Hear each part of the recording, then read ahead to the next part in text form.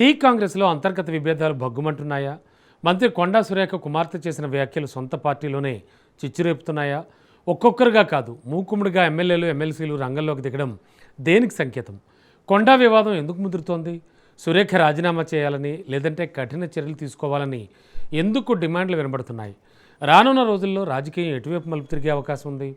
చాలా కాలంగా పార్టీలో కొనసాగుతున్న అసంతృప్తి అగ్నిపర్వతం బద్దలైపోయిందా? గాంధీ భవన్లో అసలేం జరుగుతోంది? Watch this.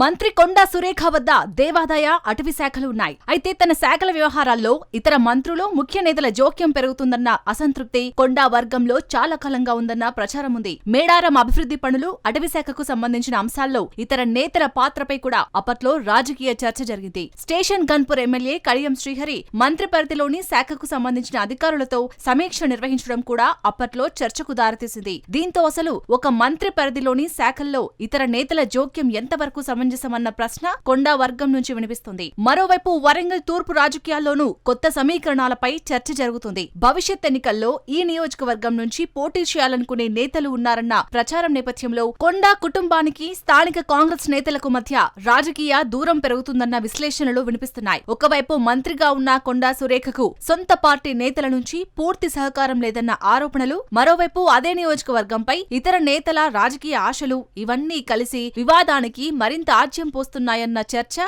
కాంగ్రెస్ లో మొదలైంది. కొండా వర్గం వాదన మాత్రం మరోలా ఉంది. ఇవి నిన్న మొన్న మొదలైన సమస్యలు కావని, దాదాపు 2.5 పార్టీలోని కొందరు నేతల నుంచి ఇబ్బందులు ఎదురవుతున్నాయని చెబుతోంది. మంత్రి పదవి వచ్చినా సొంత పార్టీ నేతలే సహకరించకపోవడం, ఆమె కార్యక్రమాలకు దూరంగా ఉండటం, బహిరంగంగా విమర్శలు చేయడం వంటి పరిణామాలు అసంతృప్తికి కారణమయ్యాయని అంటున్నారు. అయితే ఇప్పటి వరకు మౌనంగా ఉన్న కొండా కుటుంబం ఇప్పుడు ఎందుకు గట్టిగా స్పందిస్తుంది? దీని వెనుక రాజకీయ లెక్కలు ఏంటి అన్నదే ఆసక్తికరంగా మారింది. ఇక ప్రస్తుత వివాదానికి కేంద్ర బిందువుగా మారింది కొండా సుష్మితా పటేల్ వ్యాఖ్యలు. మంత్రి కొండా సురేఖకు ఎదురవుతున్న ఇబ్బందులపై ఆమె కుమార్తెగా సుష్మిత బహిరంగంగా స్పందించడంతో కాంగ్రెస్ నేతలు అభ్యంతరం వ్యక్తం చేశారు. మంత్రి కుటుంబ సభ్యులు పార్టీ వ్యవహారాలపై బహిరంగంగా మాట్లాడటం క్రమశిక్షణ ఉల్లంఘనగా కొందరు నేతలు అభివర్ణిస్తున్నారు. మరోవైపు కొండా వర్గం మాత్రం కుటుంబ సభ్యులు మాట్లాడితేనే క్రమశిక్షణ గుర్తుకొస్తుందా? సొంత పార్టీ నేతలు బహిరంగంగా మంత్రిపై విమర్శలు చేసినప్పుడు ఇదే క్రమశిక్షణ ఎందుకు వర్తించదని ప్రశ్నిస్తోంది.